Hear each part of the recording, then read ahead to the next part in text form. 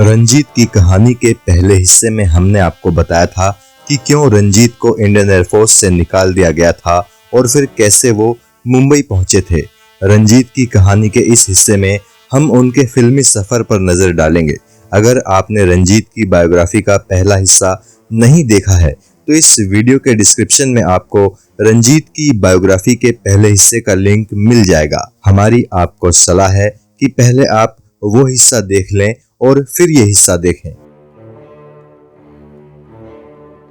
रणवीर ने जिस फिल्म के लिए रंजीत को साइन किया था और दिल्ली से मुंबई बुलाया था, उसकी शूटिंग अभी शुरू भी नहीं हुई थी कि फिल्म में पैसा लगाने वाले फाइनेंसर्स ने अपने हाथ पीछे खींच लिए।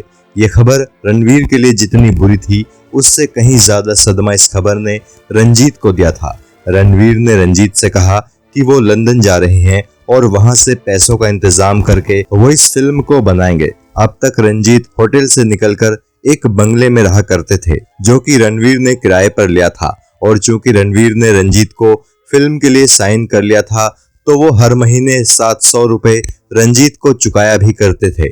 इससे मुंबई में रंजीत का खर्च आसानी से चल रहा था।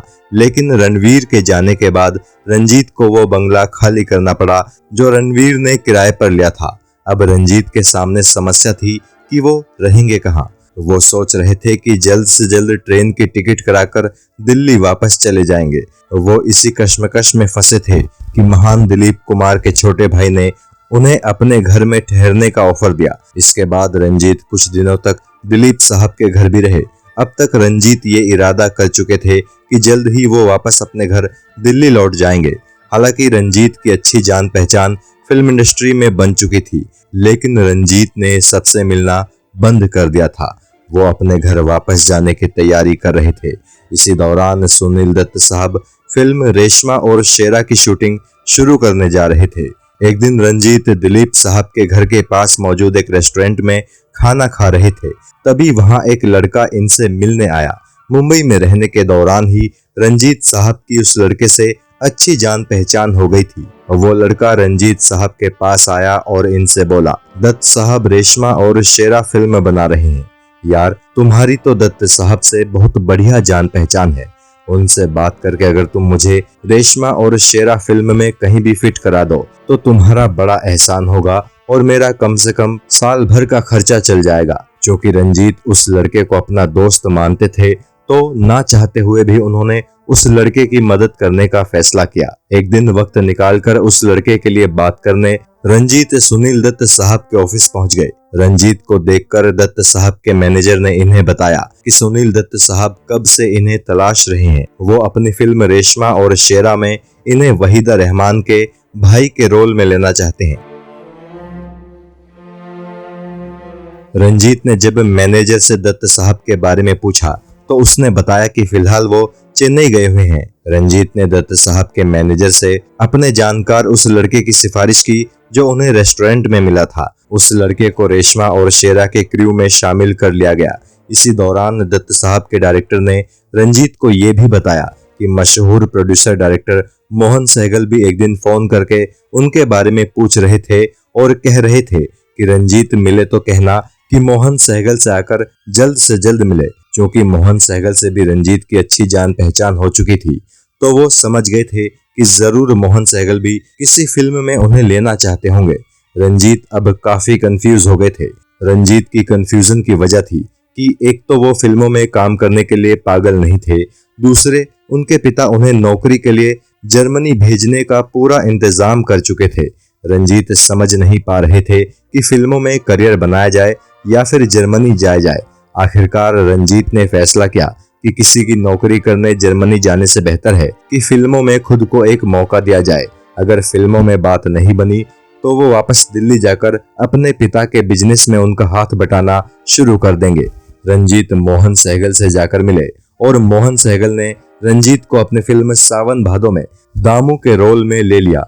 उधर दत्त साहब ने भी रंजीत को रेशमा और शेरा में साइन कर लिया। इस तरह रंजीत का फिल्मी करियर दो बड़ी फिल्मों के साथ धूमधाम से शुरू हुआ। यूं तो इनके करियर की पहली फिल्म रेशमा और शेरा थी।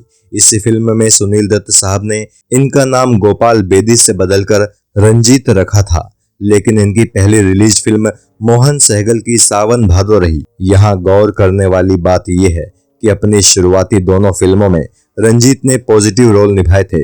यानी बॉलीवुड का ये बैड बॉय करियर की शुरुआत में गुड बॉय था, लेकिन फिर वो फिल्म आई जिसमें रंजीत पहली दफा उस किरदार में दिखे जिसने इनके माँ बाप को बड़ा गहरा सदमा दिया। साल 1971 में रिलीज हुई फिल्म शर्मीली में ये विलेन के रोल में दिखे। फिल्म के एक सीन में ये राखी के कपड़े फाड़ने की कोशिश करते हुए नजर आते हैं। जब ये फिल्म बनकर तैयार हुई और दिल्ली में इसका प्रीमियर हुआ तो इनका पूरा परिवार ये फिल्म देखने आया। फिल्म में जैसे ही वो सीन आया जिसमें रंजीत राखी के कपड़े फाड़ने की कोशिश कर रहे हैं तो इनके परिवार को बेहद बुरा लगा।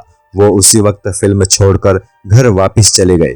इसके बाद जब रंजीत घर पहुंचे तो इनकी मां ने इनसे साफ कह दिया कि इन्हें अब इस घर में आने की कोई जरूरत नहीं है, ये चुपचाप इस घर से निकल जाएं। मां ने इनसे कहा कि फिल्म में इन्होंने जैसी शर्मनाक हरकत की है उससे वो किसी को भी मुंह दिखाने के काबिल नहीं रहे हैं। तब परिवार की गलतफहमी दूर करने के लिए रंजीत साहब ने अभिनेत्री राखी को अपने घर बुलाया।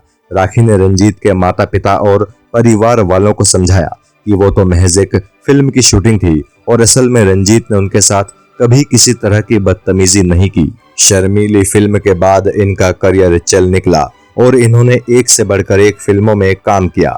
अपने करियर में इन्होंने 500 से भी ज्यादा फिल्मों में काम किया और केवल फिल्मों में ही नहीं, इन्होंने टीवी पर भी काफी काम किया और टीवी पर भी इनकी एक्टिंग को खूब सराहा गया। 90 के दशक की शुरुआत में रंजीत ने डायरेक्शन में भी हाथ आजमाया था। कारनामा और गजब तमाशा नाम की दो फिल्मों को इन्होंने डायरेक्ट भी किया था।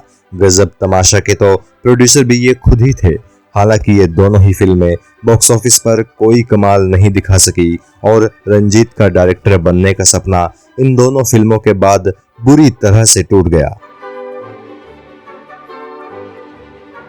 बात अगर रंजीत की निजी जिंदगी के बारे में करें तो रंजीत ने नाजनीन नाम की महिला से शादी की है। रंजीत से शादी करने के बाद नाजनीन ने अपना नाम बदलकर आलोका रख लिया था। इस जोड़ी के दो बच्चे हैं, बेटी दिव्यांका और बेटा चिरंजीव।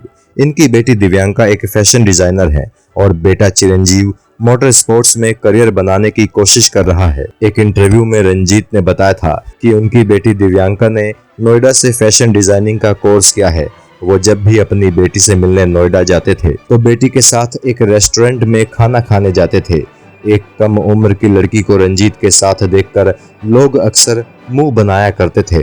लोगों को लगता था कि रंजीत किसी कम उम्र की लड़की को डेट करने आए हैं। रंजीत को जब एहसास हुआ कि लोग उन्हें और उनकी बेटी को देखकर गलत फहमी पालने लगे हैं तो लोगों की गलत फहमी दूर करने के लिए वो वेटर से जोर से कहते थे कि जो भी मेरी बेटी ऑर्डर दे वही लेकर आओ। नाजनीन से शादी करने से पहले रंजीत का अफेयर डिम्पल कपाड़िया की बहन यानी राजेश खन्ना साहब की साली सिंपल कपाड़िया से भी रह चुका था। दोनों एक दूसरे को बेहद पसंद भी करते थे, लेकिन राजेश खन्ना रंजीत को जरा भी पसंद नहीं करते थे। वो नहीं चाहते थे कि उनकी साली सिंपल रंजीत के चक्कर में जरा भी पड़े। जब मीडिया में रंजीत और सिंपल के अफेयर के चर्चे काफी ज्यादा होने लगे तो राजेश खन्ना से नहीं रहा गया और उन्होंने एक दिन सिंपल को खूब डांटा। फिल्म छैला बाबू में रंजीत और सिंपल कपाड़िया दोनों ही काम कर रहे थे, लेकिन राजेश खन्ना की वजह से इन दोनों के बीच में काफी बहस हुई और आखिरकार रंजीत और सिंपल कपाड़िया एक दूसरे से अलग हो गए। कहा जाता है कि रणधीर कपूर और बबीता का तलाक होने के बाद रंजीत और बबीता भी रिलेशन में आए थे। हालांकि इस बात की कभी पुष्टि नहीं हो पाई।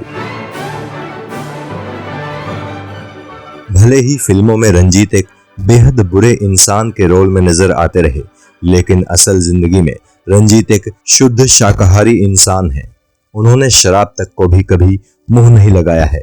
बीते दौर में ज्यादातर महिलाएं रंजीत के नाम से भी खौफ खाती रही, लेकिन कई महिलाएं ऐसी भी होती थी जो रंजीत की विलेनी पर ही अपना दिल हार बैठी थी। रंजीत को अक्सर महिलाओं के खत मिलते रहते थे जिनमें वो उनसे अपने प्रेम का इजहार किया करती थी और शादी करने की बातें भी करती थी। रंजीत की उम्र अब 79 साल हो चुकी है और अब वो फिल्मों से पूरी तरह से रिटायर हो गए हैं, लेकिन रंजीत का जलवा आज भी बॉलीवुड में बरकरार है। लोग आज भी रंजीत की फिल्मों को बड़े ही शौक से देखते हैं। किस्सा टीवी रंजीत की अच्छी सेहत के लिए ईश्वर से प्रार्थना करता है और फिल्म इंडस्ट्री में उनके योगदान के लिए उन्हें सैल्यूट करता है। जय हिंद।